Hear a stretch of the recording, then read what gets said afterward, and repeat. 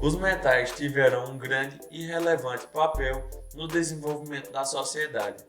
O ouro é um deles, e ele teve um papel muito importante, pois foi um dos primeiros metais a serem descobertos. O ouro, que atraiu tantas atenções, desde o início, desde sua descoberta, era procurado por muitas pessoas. Tanto é que surgiu uma cultura baseada nessas questões do ouro. Na Idade Média, por exemplo, os alquimistas buscavam a pedra filosofal, que era o quê? Buscar um material, alguma coisa que possibilitasse transformar qualquer material que essa coisa tocasse em ouro. E foi nessa ambição que as pessoas tinham pelo ouro que foi se agregando valor a esse metal que hoje é tão precioso. E por isso, um dos seus principais papéis foi a questão da criação das moedas. O ouro antigamente foi muito utilizado para a criação de moedas e até artigos de luxo. O estilo do consumo humano e a escassez das fontes deste metal fizeram com que ele tivesse valor por muitas gerações e até hoje podemos ver que o valor do ouro é um valor bem caro. Para entendermos melhor essa questão do ouro, hoje vamos estudar aqui algumas propriedades físico-químicas desse metal e de alguns outros metais e alguns pontos sobre as ligas metálicas.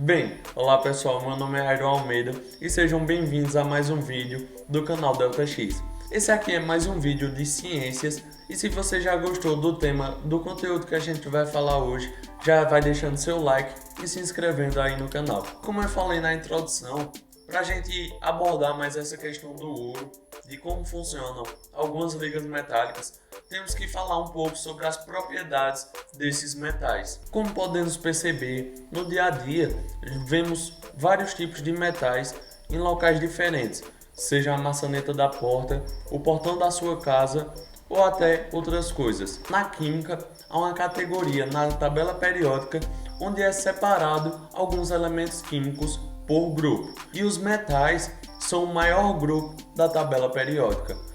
E o que quer dizer isso? Esses elementos químicos são separados justamente por ter propriedades semelhantes. E os metais apresentam essas propriedades que eu vou tratar um pouco aqui. Como vocês podem perceber, a maioria dos metais que vemos no dia a dia estão no estado sólido. E essa já leva à primeira propriedade dos metais, que é a questão do seu estado físico. Nas CNTPs, condições normais de temperatura e pressão, a maioria dos metais da tabela periódica são encontrados no estado sólido, com exceção aí do mercúrio, que podemos exemplificar, porque é encontrado no estado líquido na temperatura ambiente. Sua temperatura de fusão é menos 38,8 graus Celsius.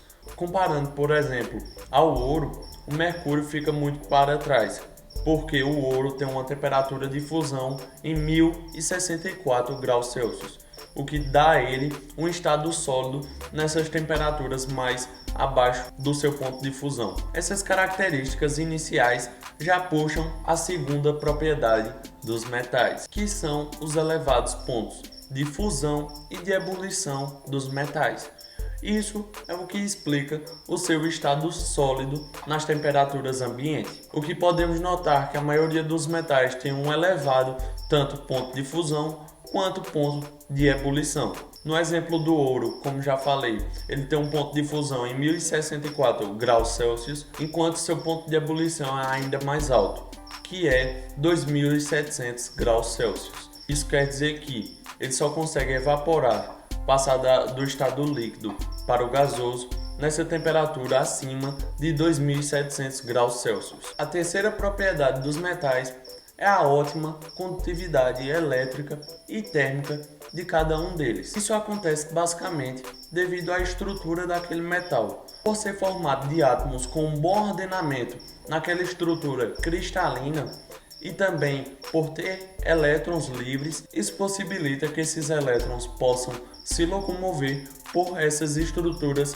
de redes dos átomos. Por isso, quando aplicada uma diferença de potencial nas extremidades desse metal, os elétrons vão se movimentar, possibilitando assim a condutividade elétrica desse metal. E uma explicação semelhante pode ser utilizada também para a condutividade térmica desse metal, que é, por esses elétrons se movimentarem rapidamente, possibilita a distribuição maior dessa energia térmica, no caso, que é aplicada ao metal. O ouro, por exemplo, por ser um dos metais com condutividade elétrica mais alta, é utilizado com fins industriais na fabricação de alguns aparelhos eletrônicos. Provavelmente, dependendo do celular que você está utilizando, pode ser que tenha um pedacinho de ouro ali que foi utilizado na fabricação dele. Entretanto, eu acho que não vale a pena abrir seu celular para tirar esse pedaço de ouro de dentro e possivelmente vendê-lo,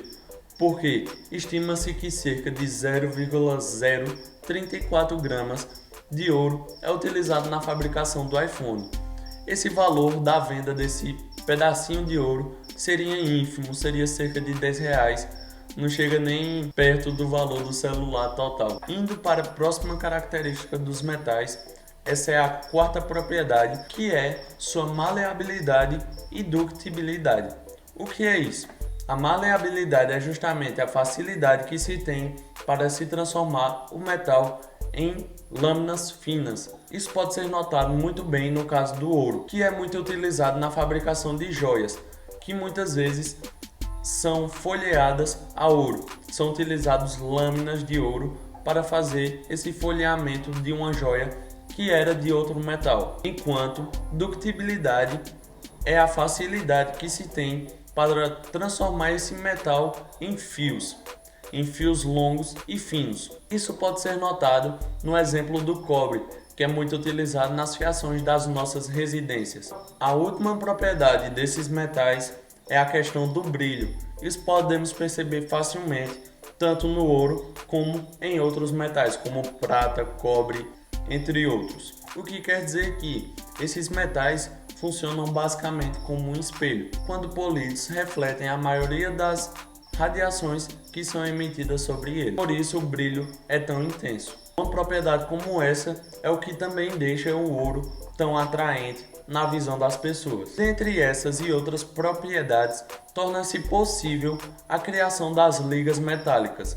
Por esses metais serem semelhantes, eles podem se ligar a outros metais semelhantes também, formando o que chamamos de liga metálica. No geral, essa liga é constituída de dois ou mais metais, onde é misturado no estado fundido, no estado líquido daquele metal, formando assim um único metal, um sólido único. Por exemplo, quando você vai comprar alguma coisa de ouro, você já percebeu que o vendedor lhe pergunta de quantos quilates você quer aquele produto? Ou seja, essa questão dos quilates é o que se mede a pureza daquele ouro. Como eu estou mostrando a tabela aí ao lado para vocês. Um ouro de 24 quilates quer dizer que 100% da liga metálica é feita de ouro. Todo aquele objeto, todo aquele produto é 100% feito de ouro. 18 quilates é 75% ouro e esses outros 25% são outros metais. Os metais que geralmente são utilizados para a elaboração dessa mistura são cobre ou prata ou até os dois. Além dessas ligas metálicas que são utilizadas no ouro, é possível produzir diferentes ligas metálicas, como eu estou mostrando aí para vocês. Por exemplo, o aço, que é construído 98,5% por ferro, 0,5 a 1,5% de carbono e outras porcentagens pequenas de silício, enxofre, fósforo. O aço inox também é uma mistura. A solda elétrica também é uma liga metálica entre chumbo, 67%, e estanho, 33%. O ouro, como eu já falei. Bem, esse foi o vídeo com enfoque nessas características que os metais têm, onde tentei demonstrar um pouco sobre a importância de alguns metais, inclusive o ouro, para a nossa sociedade atual. O ouro muitas vezes também é utilizado em algumas estratégias de investimento. E no próximo vídeo que eu vou lançar aqui nesse canal vai ser falando sobre o investimento em ouro. Como é que você pode fazer, para que esse tipo de investimento nesse tipo de ativo serve e como pode ser sua rentabilidade investindo nesse tipo de ativo. Então, pelo vídeo de hoje é só isso. E se você gostou, se inscreve, compartilha e curte nosso vídeo. E obrigado!